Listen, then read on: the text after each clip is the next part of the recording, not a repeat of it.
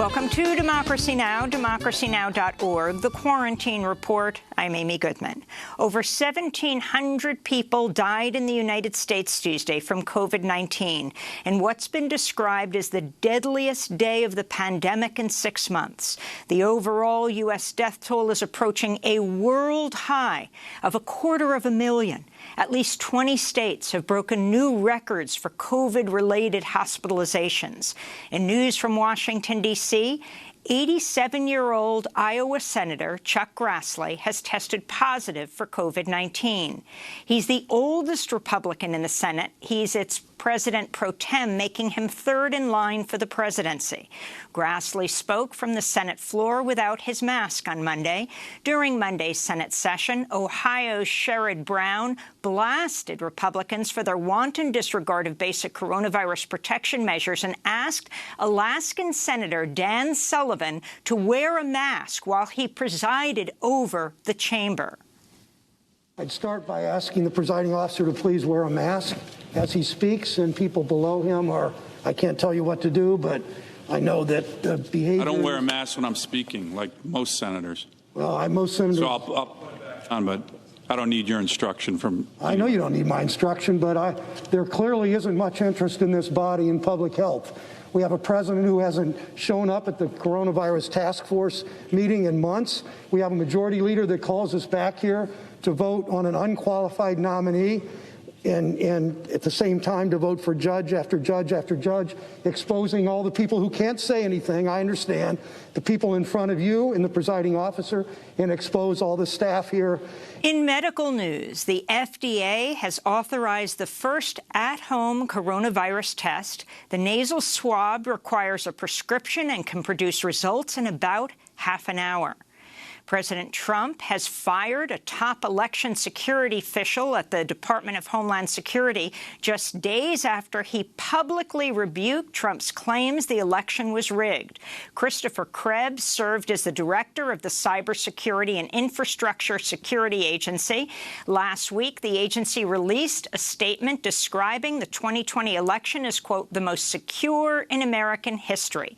Trump fired Krebs via a message on Twitter. Krebs responded with a tweet saying, "Honored to serve, we did it right, defend today, secure tomorrow, #protect 2020. House Speaker Nancy Pelosi called the firing a dangerous and shameful charade. Krebs' deputy, Matt Travis, has also been reportedly forced out of his job. In Michigan, election officials in the state's largest county certified Joe Biden's victory Tuesday night after a dramatic reversal.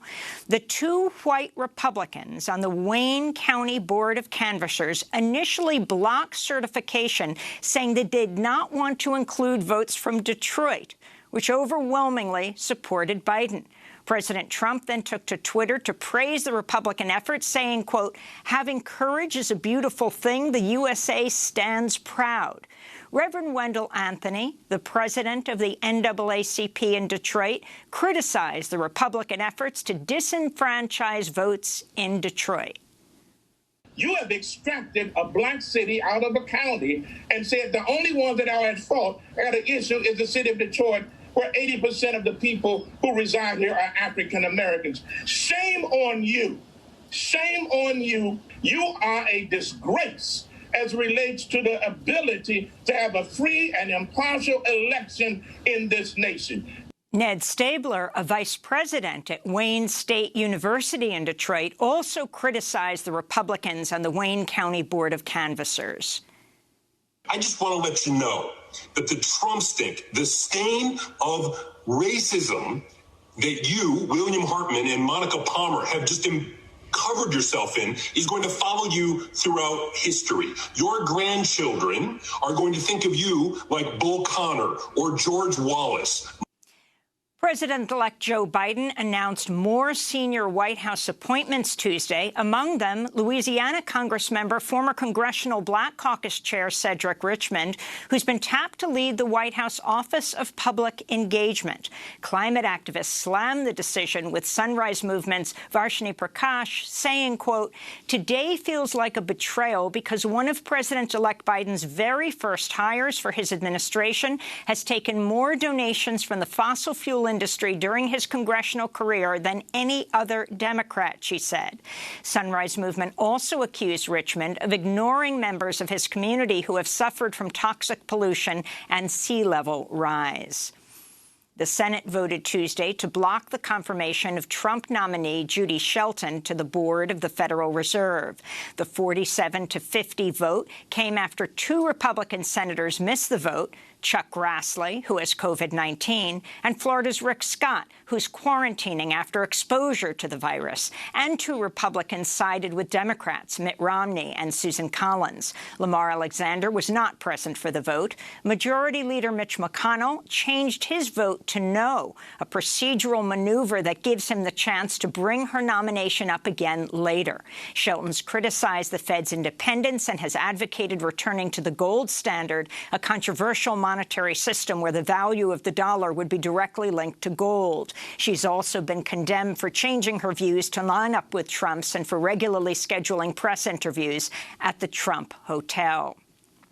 As Secretary of State Mike Pompeo is scheduled to visit an illegal Israeli settlement in the occupied West Bank this week, over 40 House Democrats are calling on him to condemn the illegal demolition of the Bedouin community of Kiryat Hamza in the Jordan Valley by Israeli forces earlier this month, which left dozens of people homeless.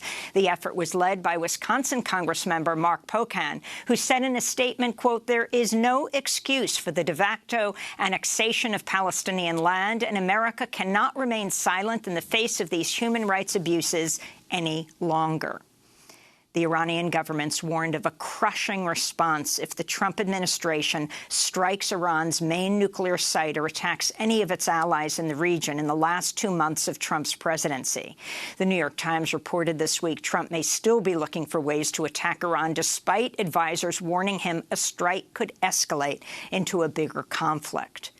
Ethiopian Prime Minister Abiy Ahmed is rejecting international pleas to end Ethiopia's 2-week-old conflict and said military operations in the semi-autonomous northern state of Tigray are entering their final phase. Hundreds of people have died since Ethiopian troops began the attack on Tigray November 4th. More than 25,000 refugees have fled into Sudan.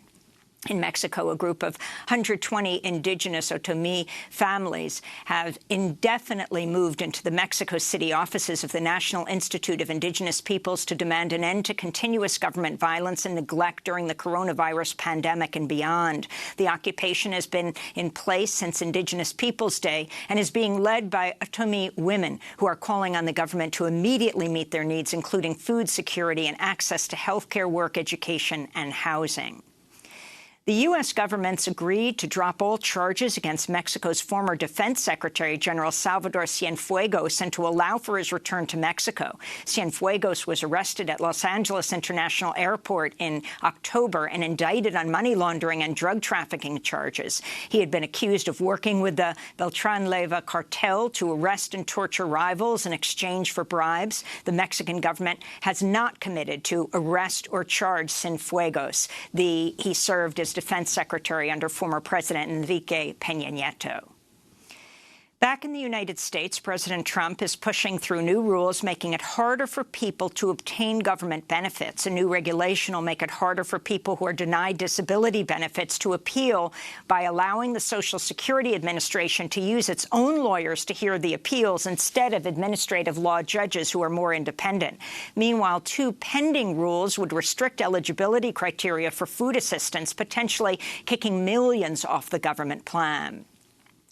The Supreme Court Monday denied a request by elderly prisoners to require stronger pandemic precautions at a Texas prison, despite older people being much more vulnerable to the coronavirus. This comes as a group of prominent religious leaders and peace activists have called on New York Governor Andrew Cuomo to grant clemency to 76-year-old David Gilbert, a Weather Underground activist who's been behind bars for nearly 4 decades for his role in the murder of 2 police officers and a security guard in 1981.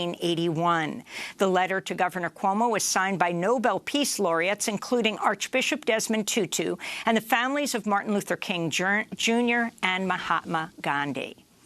And here in New York, ahead of an expected travel boom next week for Thanksgiving, airport workers rallied at LaGuardia Tuesday to demand Governor Andrew Cuomo sign the Healthy Terminals Act, which would provide 25,000 frontline airport service workers with access to health insurance. The majority of the workers are Black, brown, and immigrants. This is SEIU Local 32 BJ President Kyle Bragg. It is clearly a matter of life and death for these workers. This matter is a matter of humanity and of justice, and what side we will be on and remembered for in this crisis. Did we stand up for workers? Did we stand up for the airport workers, the essential workers who keep this place moving? Will they have the comfort and the security of a health care plan?